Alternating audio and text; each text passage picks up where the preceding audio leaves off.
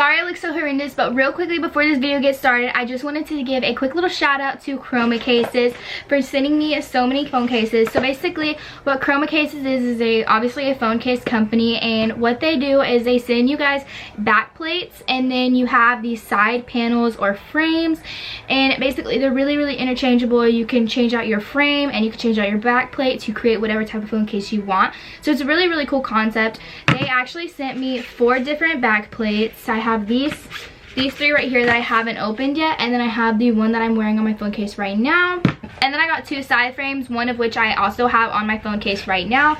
So I'm gonna quickly show you guys how it works. So basically you take out your side frame and then you pick whichever phone case you want, or back plate that you want. So this is a flower one, and then you just open it up. So then once you have your back plate out, there's a clear little plastic right here that protects the phone case.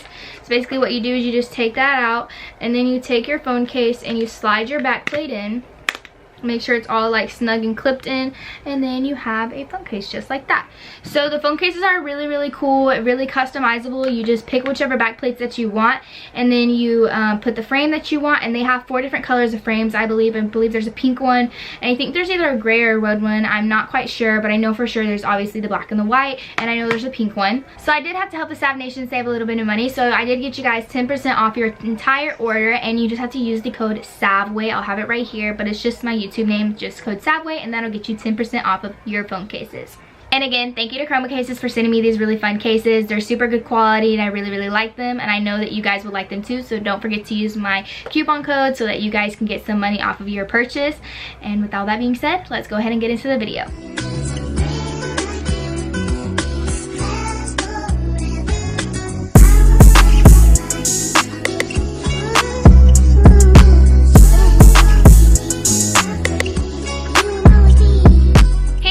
Welcome back to my channel. So I asked you guys on Instagram what are some of your favorite types of videos to watch, and one of y'all said that you liked watching missing persons cases, murder cases, and stuff like that. And honestly, I can relate because that's one of my favorite videos to watch, and I've been wanting to bring those to my channel for a little bit of time now, but I just haven't really taken the time to research a case. But today's case, I actually took my time and I researched it, and I actually find this case so very interesting and also very disturbing at the same time, and I think you guys would really like it. I haven't heard too many people talk about it, so I think it's kind of a good one to do.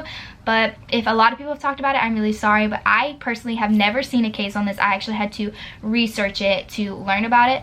But today I'm going to be talking about the ELISABETH FRITZL case. So Elizabeth was born April 6, 1966 in Amsterdam, Austria. I'm sorry, I couldn't really say it right. I don't know if I said it right or wrong. If I did, I'm really sorry. She was born to the parents Joseph and Rosemary Fritzl, and was one of 7 siblings. She had 2 brothers and 4 sisters. So leading up to her disappearance, Elizabeth was a normal child. She had a normal childhood, loved both of her parents, had normal arguments, things like that with her siblings. Just, you know, she was a normal child. She had a normal life. But on August 28, 1984, that all changed forever. At the age of 18 years old, her own father lured her down to the basement of their apartment and asked her if she could help him with a door, because he had been building this underground thing in their basement, which later would be where Elizabeth, oh, sorry, got a text message, which would be where Elizabeth was later going to be held captive for 24 years of her life. When the Fritzls actually moved into this house,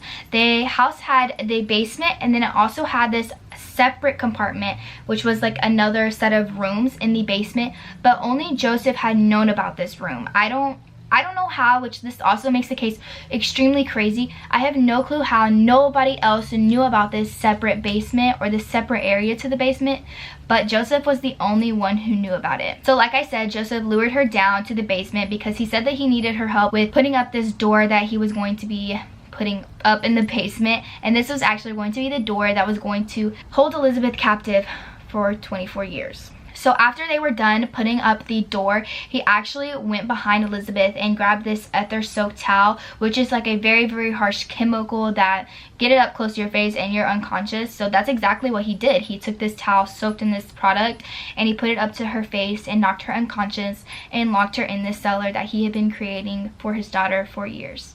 Don't mind the bright light, but I refilmed this video a bunch of times, and the first time I filmed it, I included pretty much every information. It was just really hard. I was like scattering everything. But what I did forget to say in this round of me filming it was that you're probably wondering, like, how did police not find her? How did the police, yada yada, whatever. So basically what Joseph had Elizabeth do was, once he had her down there, of course Rosemary, being a normal human being, a normal parent, was so scared for her child. She did not know where her child was. Her child was there one day and then all of a sudden just wasn't there the next. So immediately Rosemary filled out a missing persons report, and the police obviously got involved, and they were searching and searching and searching for Elizabeth. But the one person, of course, who just was like, she just ran away, yada yada yada, was Joseph. So basically what Joseph was telling everybody and feeding everybody was that Elizabeth had been talking about wanting to be in a cult, and that she ran away, and that she was going to be in this cult, and yada yada yada, that she probably ran away and that she would come back eventually and whatever. So then, to basically fuel this fire even more and to make everybody just believe him even more, he got Elizabeth to write a letter herself. He didn't even write this himself. He made her write this, basically stating that, you know, I ran away, I'm never coming back. If you try to look for me, I'll leave the country. So with the case dying down and everything like that, basically people stopped looking for her because everybody thought that Elizabeth had wrote this letter that was basically saying, you know, I'm okay, I'm on my own, I'm happy, and I'm going to be happy, and please don't come looking for me. So nobody came looking for her, and that's how Joseph succeeded with continuing to do all these harmful things to her for so long. So I'm going to go ahead and pull up the pictures real quick so you guys can see, but I just wanted to show you guys how like planned out this had been. Like, this was not just something that just popped up. Like, he had been planning this out, which is so crazy that nobody ever was like, what is he doing down there? Like, don't even get me started. Okay, so basically how it went is you walk down the stairs, and you guys could see like on this picture the red arrows.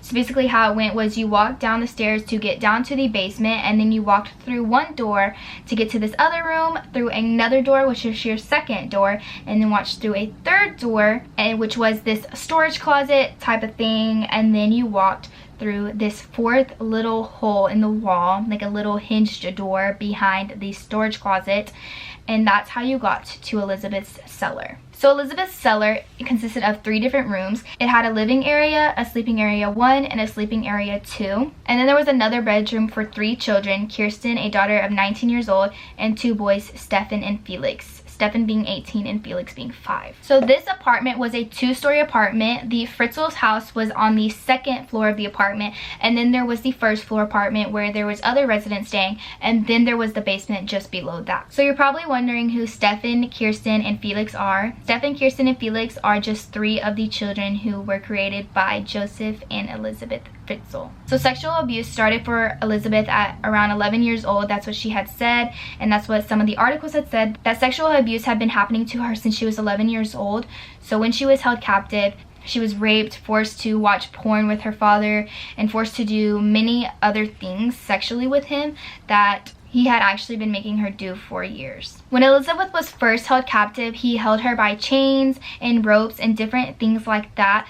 But he had said that he had taken them off, and not for the comfort of Elizabeth, but for his own pleasure, because he said that it interfered with sexual things that he was going to be trying to do with Elizabeth. Okay, so real quickly, as I was editing this, I just wanted to include that Joseph had been going down there every single day. He would go in there around like 9 a.m. and then stay down there for pretty much all day. And really nobody thought anything of this because they just assumed that he was just a really hardworking man, and he was really, really dedicated to his job, and he was just really like on providing for his family and doing all that type of stuff. So he was always down there working and, you know, doing what he did best. He was being a great husband and a great father and providing for his family. But little did they know he was actually down there doing all these awful and heart-wrenching things to Elizabeth. So 2 years into her captivity, she actually got pregnant, but she had a miscarriage 10 weeks into her pregnancy. So this baby did not live, but she did end up giving birth to 7 different children, one who also passed away. After her miscarriage, she had baby Kirsten, which ended up being 19 years old when they were found, and she also had baby Stefan, who was 18 years old whenever they were found. So Elizabeth actually ended up getting pregnant 4 more times after Stefan. One the baby. I can't remember the name of him, but he actually ended up dying about like a few days after giving birth because he got very sick. He had a breathing problem, and Joseph would not take him to the doctor because he was afraid of getting caught. So the baby later ended up dying a few days after birth. But then she had 3 more successful births to a baby named Lisa, who was 15 years old, Monica, 14, and Alexander, who was 12. This part right here is just so crazy. So Joseph actually got these 3 children, Lisa, Monica, and Alexander, to live upstairs with him and Rosemary. So what Joseph had done was he basically made it seem like Elizabeth was taking her kids up to their doorstep and just having them show up and being like, my babies will be better with you, please take care of them, I can't take care of my own children, will you please take care of them, and writing letters for each of the children, just having them show up on the doorstep and being like, please take care of my kids, as if Elizabeth was saying, please, you know, take care of my kids, I can't take care of them. So Lisa, Monica, and Alexander were raised as if they were just living with their grandparents, and social services never found anything wrong with this. They just were like, well, they're just living with their grandparents is what they thought. But little did they know, these kids were actually Joseph's. So at the age of 19 years old, Kirsten got fatally ill, and Elizabeth begged her father to please take her daughter to the hospital because she knew that Kirsten was not going to get better. They had never been to a doctor in their life, and Elizabeth just knew, like, my kid is not going to get better. I need you to take her to the hospital. She needs medical attention. So Joseph finally caved in, and he ended up letting Kirsten out to take her to the hospital. So immediately when they get to the hospital, there's obviously something going on. So the hospital is asking Kirsten a whole bunch of questions and stuff like that because they're asking, where's your family? Who's your family? Who are you with? But obviously she has no family to comfort her because nobody knows who she is. So the report that I read said that they didn't know if it was because of a guilty conscience or feeling bad for keeping his daughter in captive for 24 years, but he ended up going back to the house and letting Elizabeth out so that she could be reunited with her daughter to make sure her daughter was okay and to basically be there for her child. So immediately when Elizabeth gets to the hospital staff immediately knows it's her and alerts the police. And she's taken in by the police, and the police are asking her all these questions, and her one thing is, if I never have to see my father again, of course I'll tell you guys what's going on. But she did not want to be able to see her father again. She wanted to make sure that she would never see him again. So of course when they said, of course you don't have to see him ever again, she confessed to everything that had been happening to her over a 24-year period. Okay, so I actually had found a family photo which shows Monica, Lisa, and Alexander all in this picture, and of course there's no Elizabeth or any of the other children because Monica, Lisa, and Alexander had been living with their grandparents for their whole entire life. So there's this family, like, I guess like a barbecue or something like that picture, and you can actually see the 3 different children. And so I found the one original picture where it's like no faces blurred, but then there's another picture that I have, and I'll put them like up here, but there's another picture where it's blurred but it points out directly who they are. So if you look at this picture, Monica is in the black tank top and Lisa is in the red tank top, who were 14 and 15 when they were found. I'm sure they were not 14 and 15 in this picture because they look too young or too small to be that age.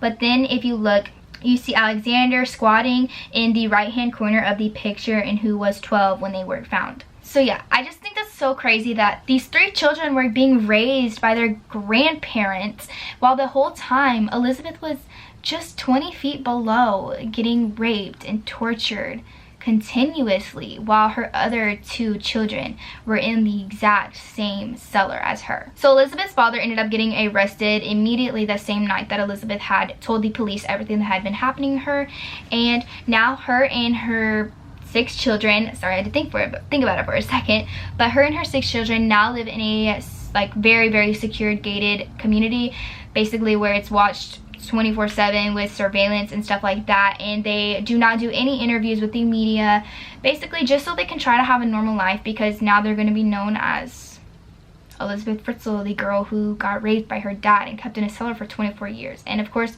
nobody wants that title. So she lives in a gated community with her 6 children who also do not do any type of interview or anything like that, and that's how they're living their life now. I'm super sorry if I left out any information. I just like researched this today, so I tried to like remember as much as I could. I'm really sorry if I didn't include everything. Please do not hop on me. But if you do want to learn more about this case and like the specific details, I really recommend researching it. I'll leave one of the links to the main articles that I got most of my information from, because I promise you it is like such an intriguing case to learn about, and just shows you like how people are so oblivious to things sometimes, and how someone can be like right around the corner from you and you do not know at all. If you want to see more videos like this, go ahead and give this video a big thumbs up to let me know that you really liked it. Also, don't forget to hit the subscribe button down below to become part of the #SavNation, and don't forget to turn on your post notifications so that you can be notified whenever I post. And I'll see you guys in my next one. Bye!